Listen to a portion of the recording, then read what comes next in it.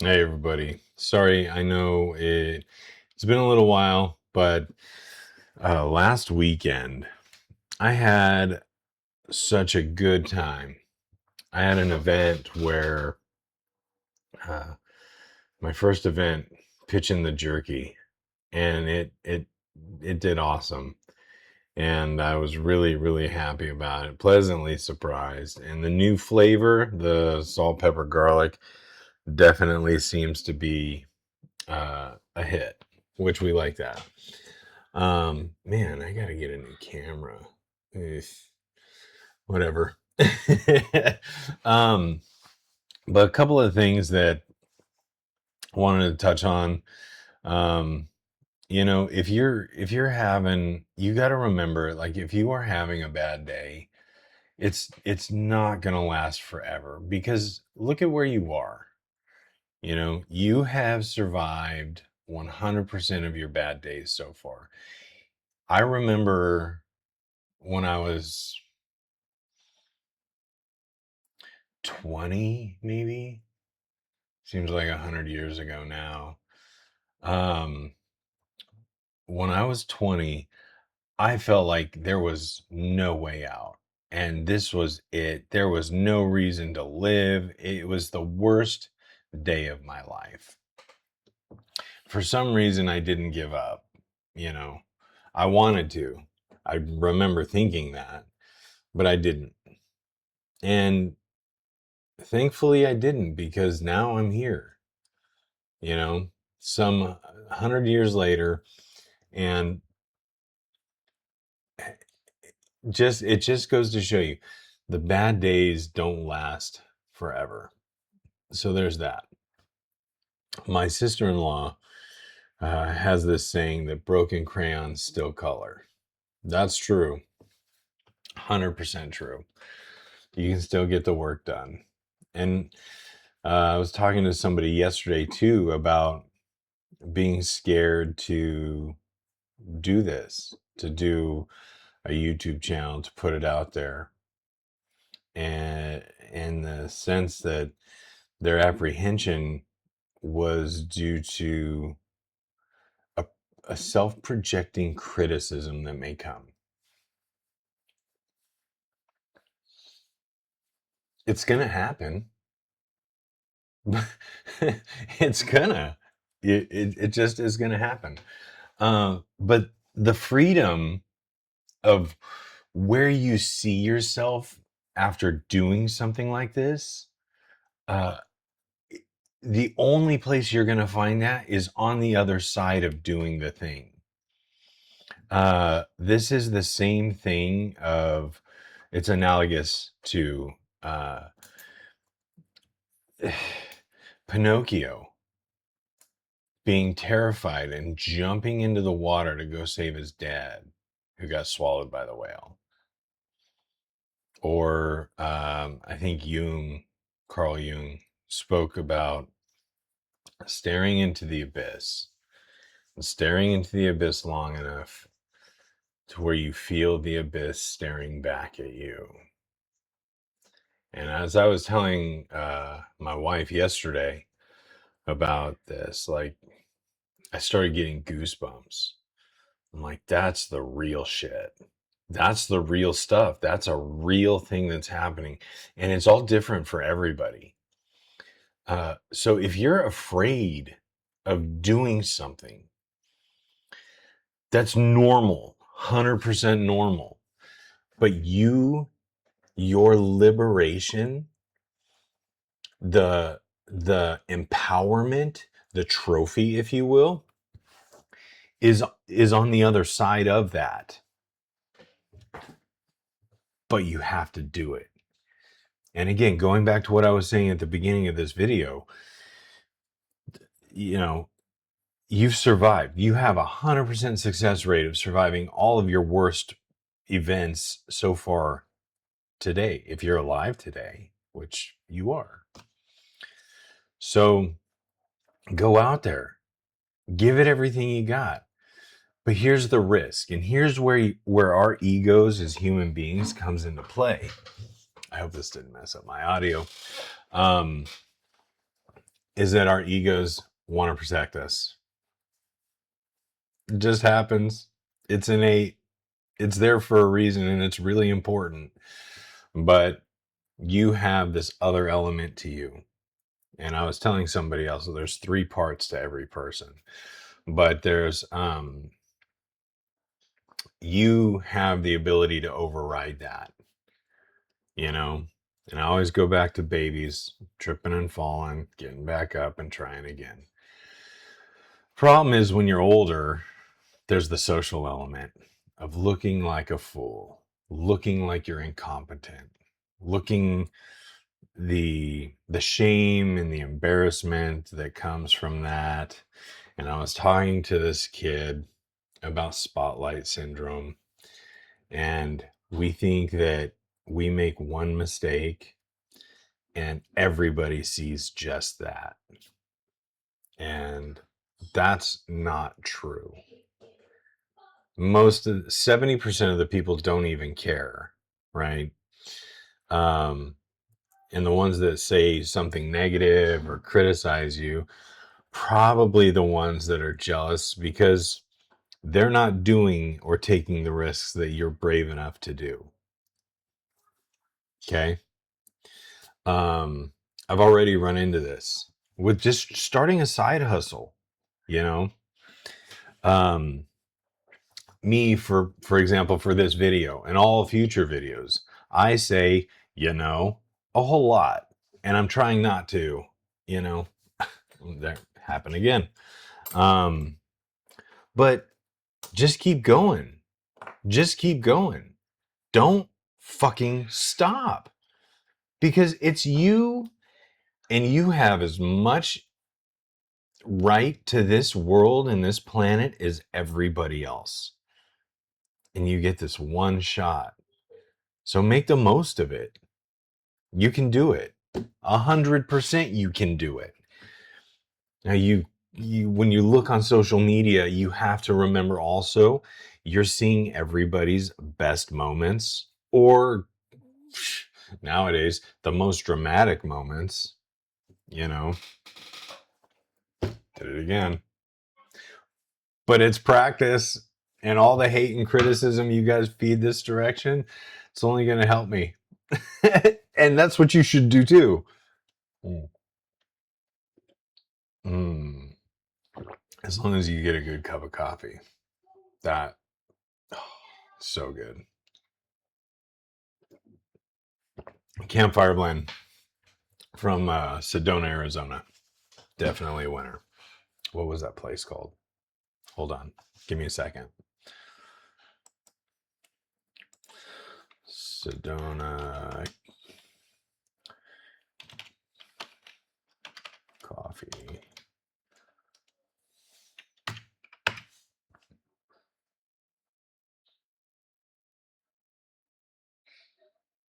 Oh my gosh, it's not even in Sedona. It's just outside.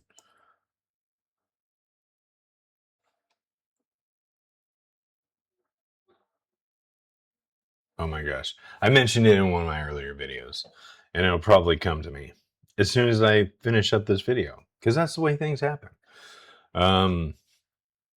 But yeah, that's that I say that was probably one of the big things I wanted to let you guys know is don't stop.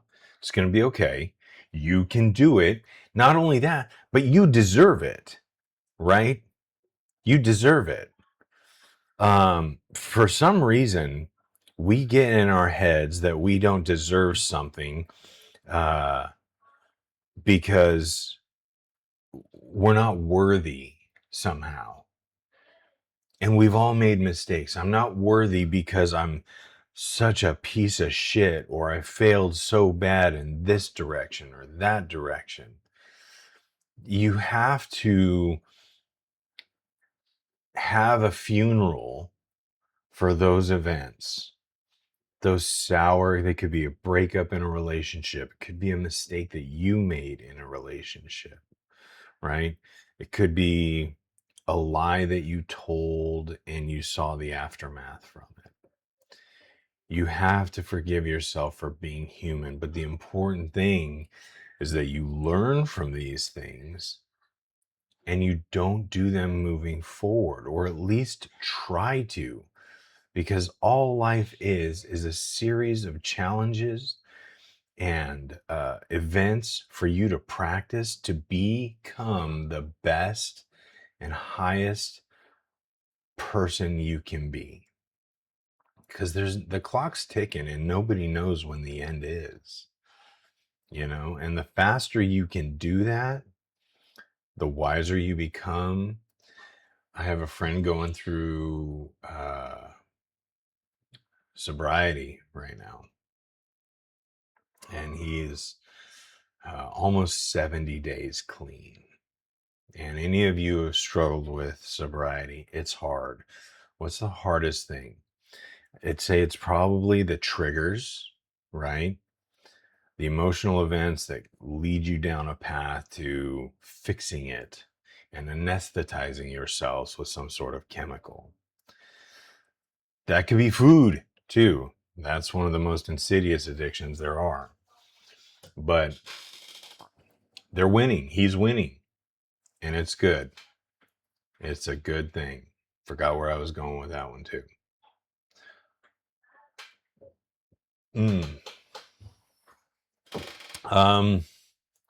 What else is there?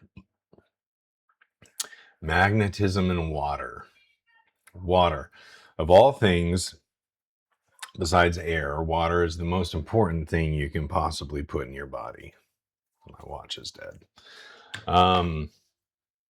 We live in a day and age where clean water, like really, truly clean water, is really hard to get.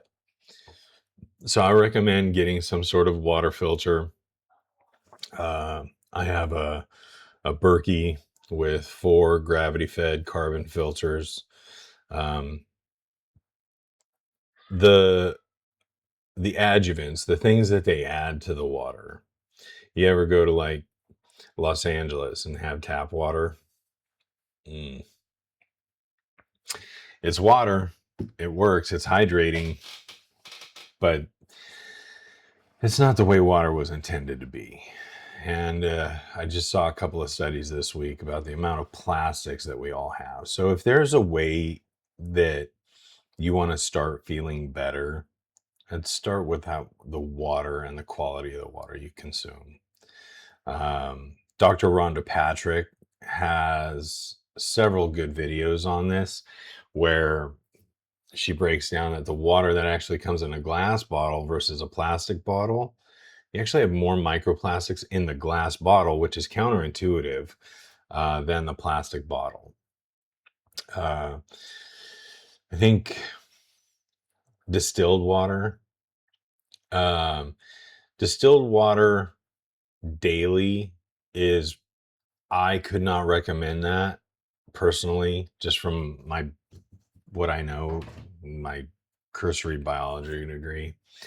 But if you were to add minerals to it, I think that would help. The other thing was that water, I believe, is not completely inert. And I think there is some mystical, weird thing that I can't even explain about water.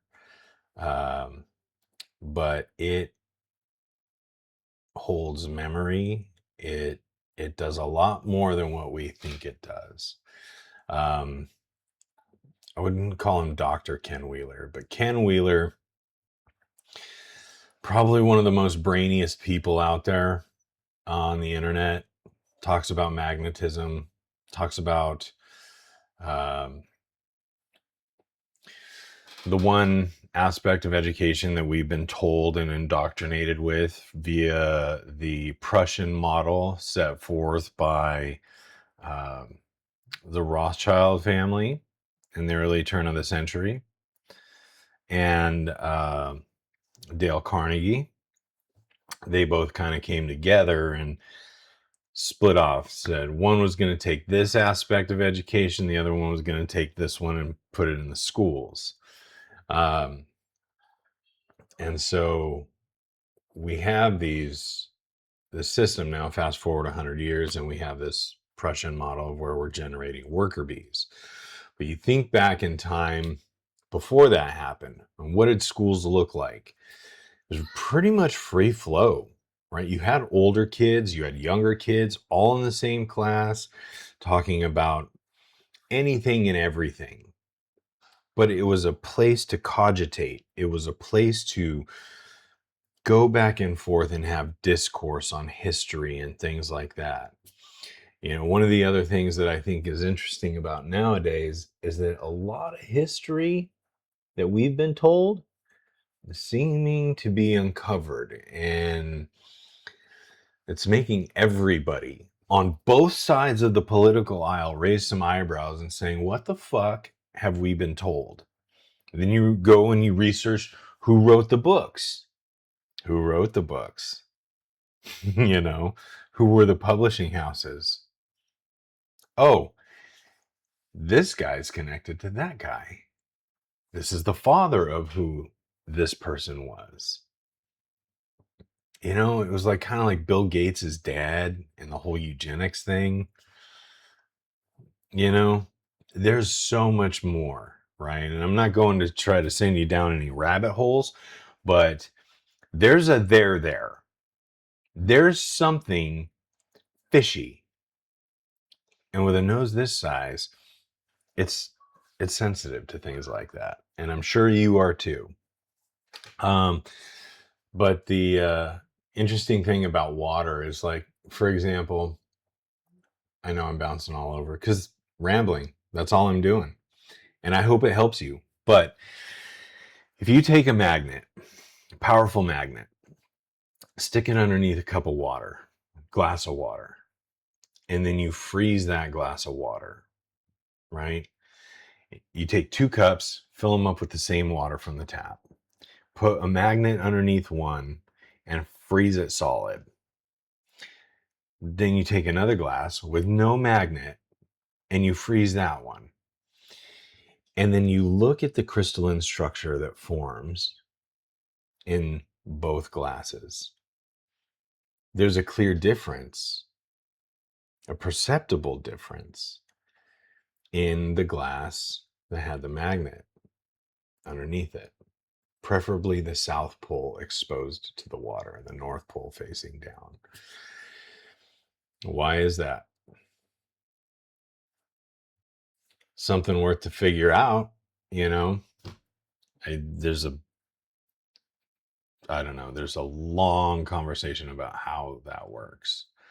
But the thing is the entire world that we live in is electromagnetic. Because when you get down to the tissue of the human body, you get down to the molecules that make up the tissue, the proteins and things like that. And you get down even deeper, and those proteins are made of amino acids. Those amino acids are made up of different other compounds of molecules of carbon and sulfur and whatever else there is. They all have an electrical charge.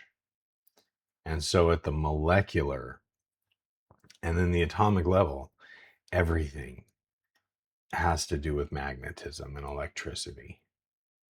And this is why we're electrified beings. Even though we're here, and tangible, and we don't feel like we're electrified, but we definitely are. We live in an aura where there's Wi-Fi, there's all kinds of other stuff going on. Ooh, that's bright.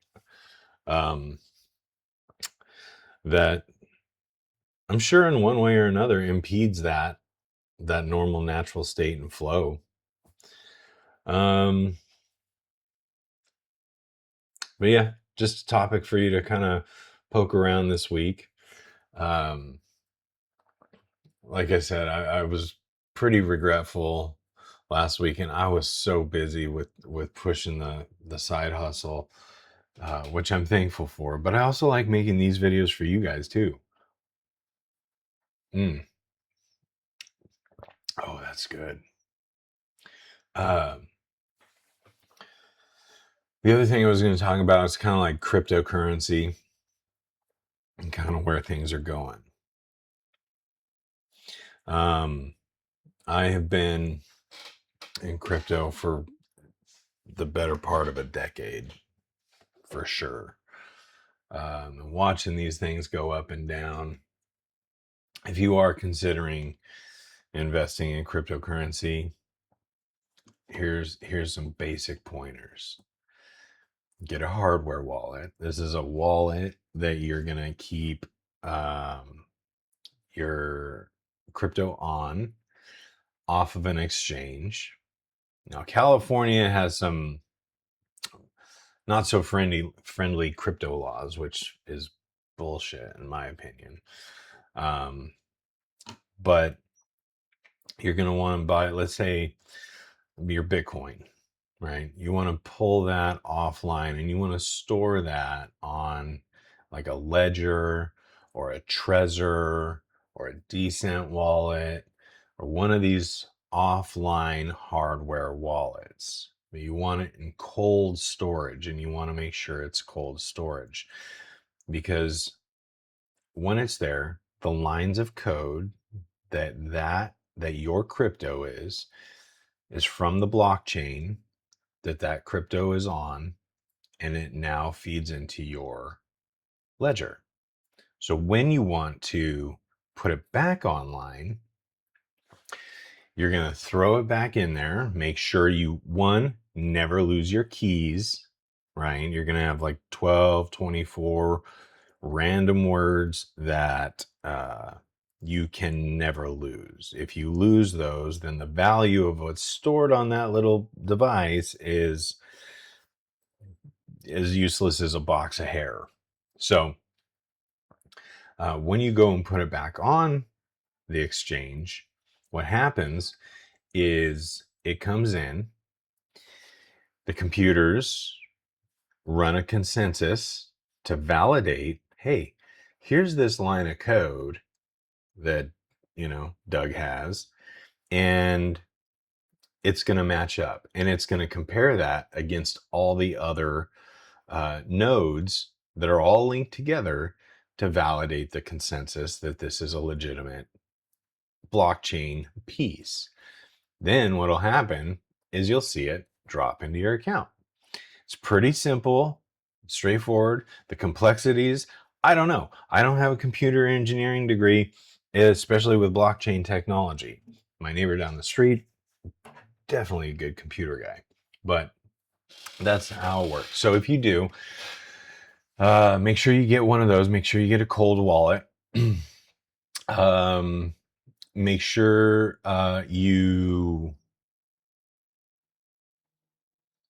this, again, not financial advice.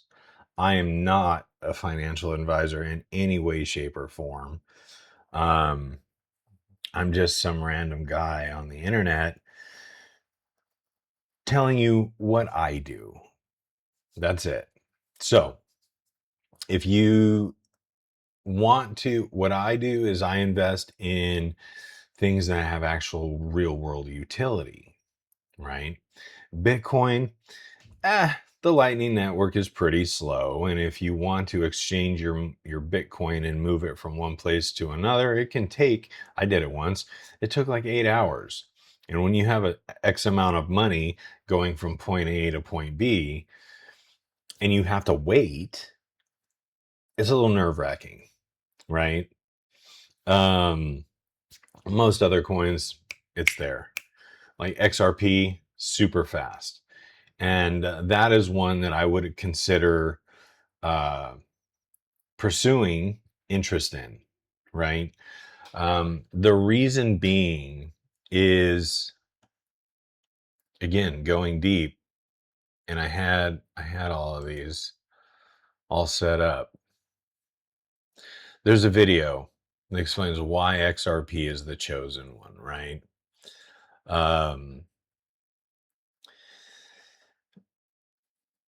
There are, on their board of directors, there's a former employee that oversees the Federal Reserve Bank,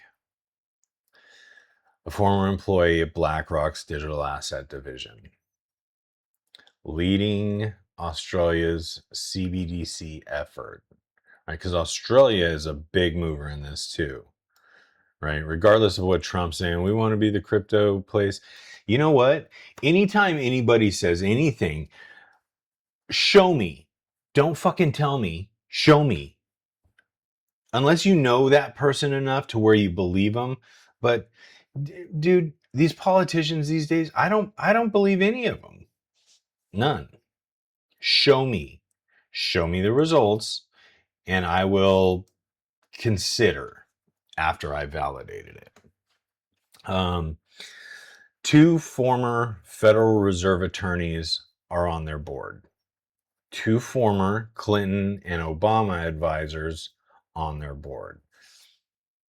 I don't know.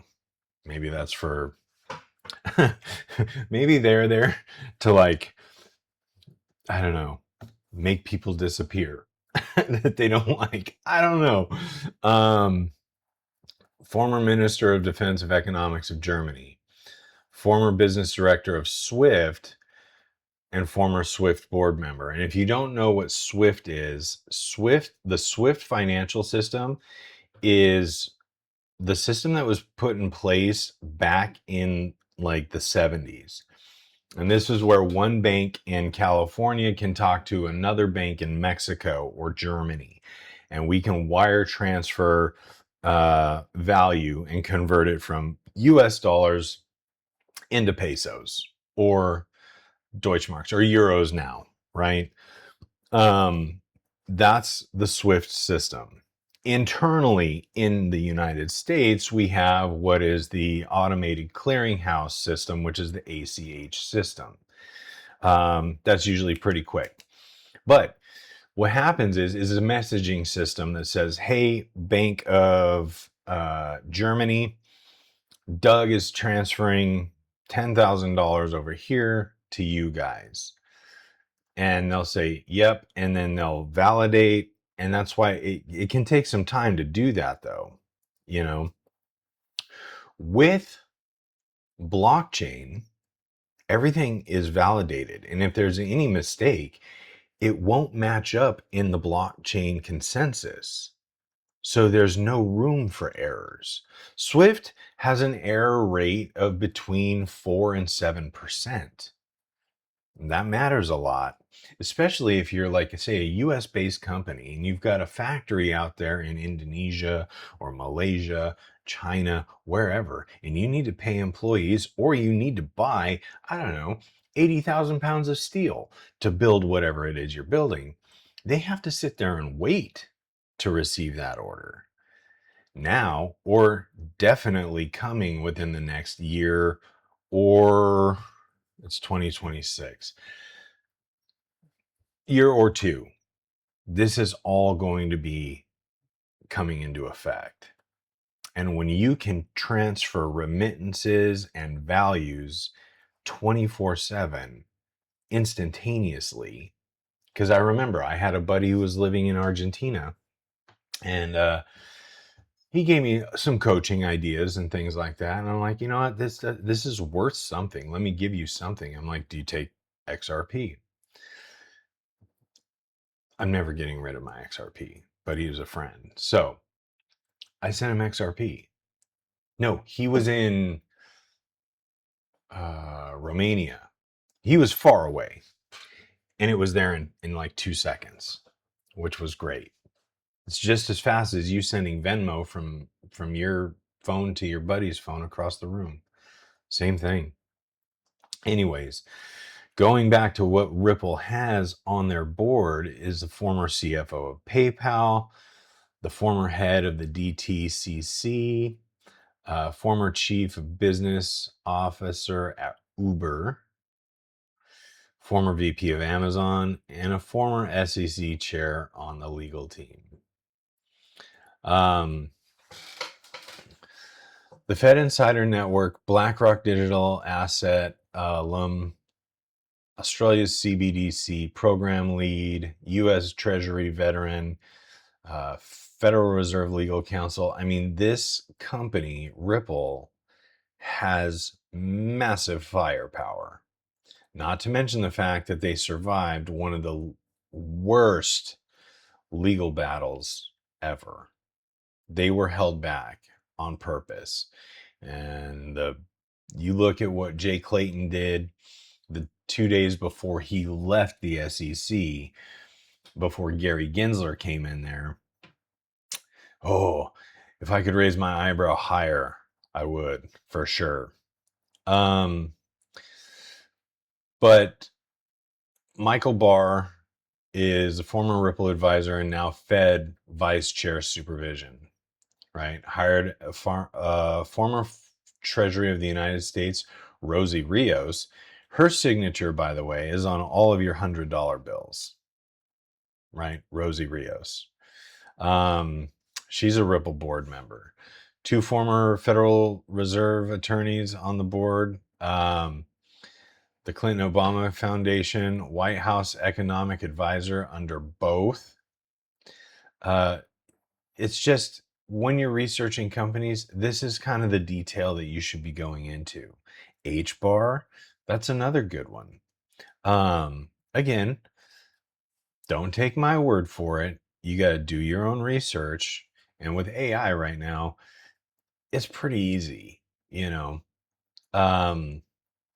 So yeah, those are kind of the things I just wanted to touch on this week. I will probably have a better video next week. This video did go long, but hopefully the information in here is well worth it for you. I want you to have a good rest of your week.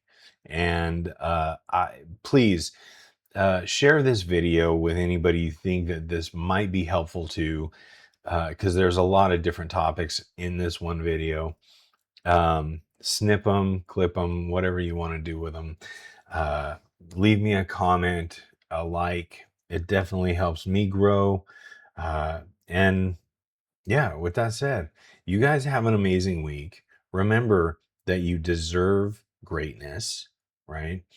Try to reframe your mind around the fact that you do deserve great things.